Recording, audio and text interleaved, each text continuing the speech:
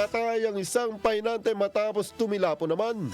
Mula sa sinasakyan nito, nangyari ang aksidente ng alas 2 ng hapon itong Enero 14, 2026 sa kaba ng Governor's Drive, Barangay Mabuhay, Carmona City. Dinila naman ang tsuper na sangkot sa aksidente sa impila ng pulisya.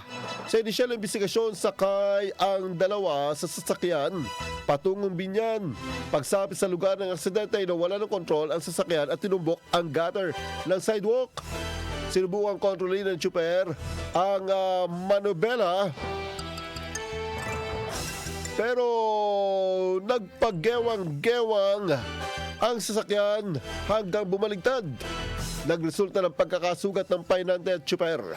Isinugod ang mga ito sa paggamutan pero diniklarang dead on arrival ang pahinante dahil sa matinding mga sugat na tinamo nito. Habang ang tsuper naman ay bahagya lamang nasugatan. IFM News Lucena.